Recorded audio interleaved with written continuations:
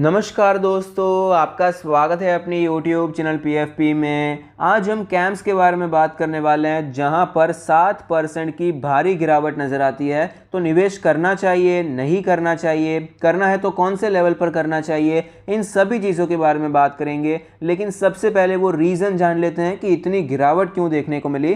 तो 1.56 million equity shares हमें trade होते हुए नजर आए हैं, एक्सचेंज होते हुए नजर आए हैं, जो कि टोटल इक्विटी का 3.18% है। तो बहुत ही बड़े वॉल्यूम में ट्रेडिंग हुई है, मार्केट इसे एब्जॉर्ब नहीं कर पाया और शेयर में गिरावट देखने को मिली। किसने बेचा है, किसने खरीदा है, फिलहाल तो ये पता नहीं चला है। लेकिन अच्छी बात यह है कि गिरावट के पीछे एज सच कोई फंडामेंटल रीजन नजर नहीं आता। इस बड़े वॉल्यूम की वजह से हमें गिरावट नजर आती है। तो कंपनी फंडामेंटली कैसी है, इसके बारे में चर्चा करते हैं। प्रोडक्ट वाइज रेवेन्यू ब्रेकअप के बारे में बात करें, डेटा प्रोसेसिंग से 82.9% का रेवेन्यू आता है, कस्टमर केयर सर्विसेज से 6.5%, रिकवरेबल से 4.8%, मिसलेनियस सर्विसेज से 5.1% का रेवेन्यू आता है। सेगमेंट ब्रेकअप के बारे में बात करें, आरटीए सर्विसेज अदर से 92% और सॉफ्टवेयर से 8% का रेवेन्यू आता है। लोकेशन वाइज ब्रेकअप 100% का रेवेन्यू इंडिया से ही आता है, इंटरनेशनल कंट्रीब्यूशन बिल्कुल भी नहीं है। फंडामेंटल रेशियोज के बारे में बात करें, रिटर्न ऑन इक्विटी 39.8% है, जो कि अपने 5 ईयर एवरेज से काफ़ी ज़्यादा ऊपर है। आरओसी 43% है, जो कि अपने 5 ईयर एवरेज से करीब नजर आती है, लेकिन एक अच्छा इंप्रूवमेंट आपको ओवरऑल देखने को मिला। नेट प्रॉफिट मार्जिन 29% से ज़्यादा है, जो कि 5 ईयर एवरेज 24.5 से बेहतर होता हुआ नजर आया। डेट टू इक्विटी 0 है, कंपनी पर कोई कर्जा नहीं है। तो फंडामेंटल रेशियोज तो बहुत अच्छे हैं, उसमें कोई डाउट नजर नहीं आता है।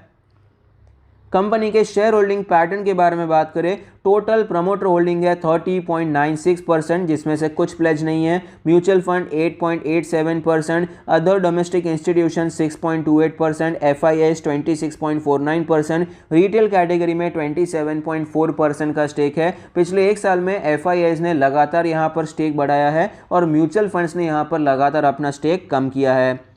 कंपनी के फाइनेंशियल ट्रेंड के बारे में बात करें तो आप देख पाएंगे रेवेन्यू और प्रॉफिट में ओवरऑल एक अच्छी ग्रोथ नजर आती है। लेकिन यहां पर हमें क्लियरली नजर आता है कि रेवेन्यू में कोई हाई ग्रोथ नजर नहीं आती। आपको जो प्रॉफिट्स बढ़ते हुए नजर आए हैं, उसका मेन रीजन है नेट प्रॉफिट मार्जिन बेटर हो गया है। ऐसा नहीं है कि रेवेन्यू में बहुत बड़ा जंप आया, जो मेन धंधा होता है जिसे हम गल्ला भी कह सकते हैं, वो इतना ज्यादा नहीं बढ़ा है। यहां पर नेट प्रॉफिट मार्जिन सुधरने की वजह से आपको प्रॉफिट में एक बहुत अच्छी ग्रोथ नजर आती है।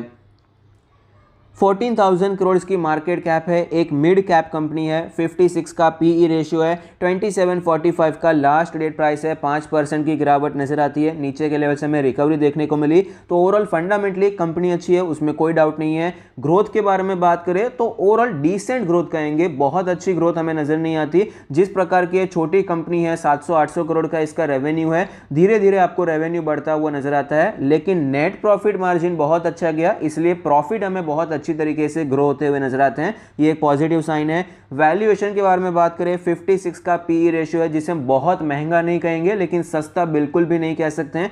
56 का वैल्यूएशन यहां पर जो नजर आता है पी रेशियो, इसे हम थोड़ा सा फेयर कह सकते हैं, क्योंकि ये कंपनी कोई मैन्युफैक्चरिंग कंपनी नहीं है। इसका जो भी कामकाज होता है ऑनलाइन बेस ज़्यादा होता है, प्लेटफॉर्म बेस ज़्यादा होता है, इसलिए यहाँ पर जनरली ऐसी कंपनीज को महंगा वैल्यूएशन दिया जाता है। तो ओवरऑल वैल्यूएशन वाइज भी आपको ओके नज़र आता है, बहुत ज़्यादा बेहतर वैल्यूएशन नज़र नहीं आता है।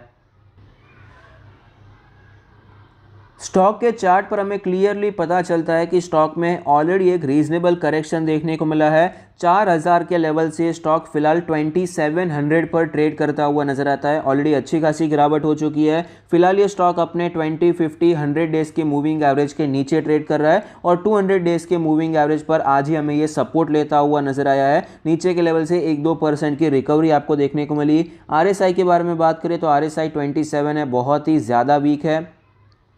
वीकली चार्ट के बारे में भी एक बार चर्चा कर लेते हैं। वीकली चार्ट पर हमें क्लियरली पता चलता है लिस्टिंग के बाद थोड़ा सा ये शांत हो गया था, लेकिन उसके बाद एक अच्छी रैली देखने को मिली और कंटिन्यूसली ये स्टॉक हमें ऊपर जाता हुआ नजर आया, बहुत अच्छा परफॉर्म किया है और फिलहाल ये स्टॉक हमें वापस नीचे आता हुआ नजर आता है। 20 वीक्स के मूविंग एवरेज पर ये कई हफ्तों से रेजिस्टेंस ले रहा है, ऑलमोस्ट 3 महीने हो चुके हैं, इसके ऊपर ये सस्टेन नहीं हो पा रहा है और इसका जो 50 वीक्स का मूविंग एवरेज नजर आता है वो 2500 का लेवल है। वीकली RSI 42 के आसपास है। ग्रोथ बिल्कुल भी नहीं है, 40 का RSI एक अच्छा सपोर्ट भी माना जाता है। तो ओवरऑल फिलहाल यहाँ पर एक रीजनेबल करेक्शन ऑलरेडी हो चुका है, 4000 से 2700 का लेवल भी हमें आता हुआ नजर आया। तो क्या यहाँ पर और गिरावट हो सकती है, नहीं हो सकती है, ये बहुत बड़ा क्वेश्चन है। तो यहाँ पर टेक्निकली अगर देखा जाए तो आज एक ब्रेकडाउन आपको देखने को मिला है। अगर आपको चार्ट का थोड़ा सा भी अनुभव है तो आप देख पाएंगे यहाँ पर एक बहुत अच्छा सपोर्ट था। यहाँ पर सपोर्ट लेने के बाद स्टॉक में कई बार रिकवरी देखने को मिली। सबसे पहले तो ये रेजिस्टेंस बना हुआ था, फिर ब्रेकआउट हुआ, फिर यहाँ पर फिर से एक बार सपोर्ट लिया, फिर से तेजी देखने को मिली।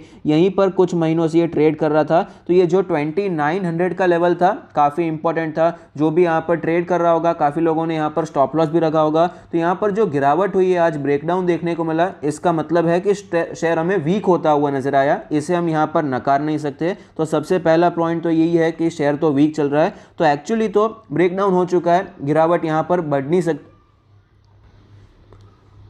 बढ़ भी सकती है, इसे हम नकार नहीं सकते। तो जो सपोर्ट यहाँ पर नेक्स्ट नजर आता है 200 डेज का मूविंग एवरेज है, जो कि जनरली कई शेयर्स के लिए अच्छा नजर आता है। तो फिलहाल ये एक लेवल है जो कि हम सपोर्ट की तरह अज्यूम कर सकते हैं कि यहाँ पर स्टॉक सपोर्ट लेगा और वापस हमें ऊपर जाता हुआ नजर आएगा। बाकी अगर प्योर चार्ट के बेसिस पे बात करें तो यहाँ पर कोई मेजर सपोर्ट आपको नजर नहीं आएगा, क्योंकि ये स्टॉक 2000 से डायरेक्ट आपको ऊपर जाता हुआ नजर आया। बीच में कोई ज़्यादा ट्रेड नहीं किया है, ज़्यादा कॉन्सोलिडेट नहीं किया है। अगर छोटे छोटे सपोर्ट्स के बारे में बात करें तो ये एक सपोर्ट है, ये एक सपोर्ट है। मेजर सपोर्ट जो हमें नजर आता है वो है 2000 का लेवल। मैं आपको डराने की कोशिश नहीं कर रहा, जो चार्ट पर दिखाई पड़ता है वही मैं आपको दिखाने की कोशिश कर रहा हूँ। 2000 के लेवल पर सिग्निफिकेंट टाइम इसने स्पेंड किया और ब्रेकआउट देखने को मिला। तो मेजर सपोर्ट तो 2000 है, उसमें कोई डाउट नहीं है। बीच में जितने भी सपोर्ट है वो यहाँ पर छोटे छोटे सपोर्ट्स दिखाई पड़ते हैं। ये सबसे पहले तो यही है, करंट मार्केट प्राइस 2750 का, फिर 2500 का, फिर 2300 का, और बाद में मेजर सपोर्ट आता है 2000 का।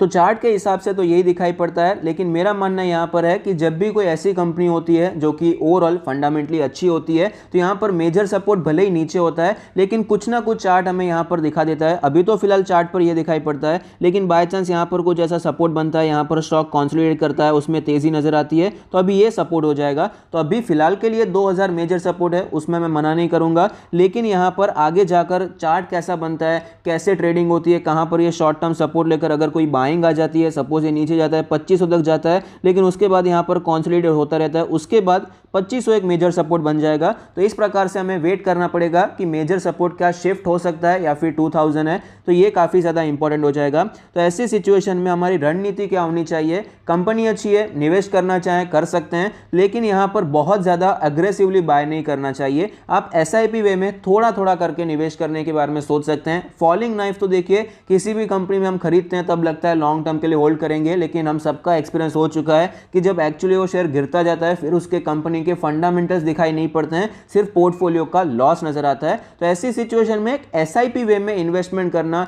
थोड़ा थोड़ा हर महीने आप एक आध स्टॉक खरीद सकते हैं, 2 स्टॉक खरीद सकते हैं, ये स्ट्रैटेजी एक अच्छी स्ट्रैटेजी हो सकती है, क्योंकि ऑलरेडी स्टॉक में गिरावट भी अच्छी खासी हो चुकी है। तो यहाँ पर आपको एक अच्छे प्राइस पर भी SIP मिल जाएगी, तो थोड़ा थोड़ा आप इन्वेस्टमेंट कर सकते हैं। बाकी अग्रेसिवली इन्वेस्टमेंट करना चाहें तो वो भी आपकी मर्जी है, ऑफकोर्स आपका पैसा है, आपका रिस्क है। आपका क्या व्यू है स्टॉक पर, मुझे कमेंट बॉक्स में जरूर बताइए। Thank you, stay happy, happy investing.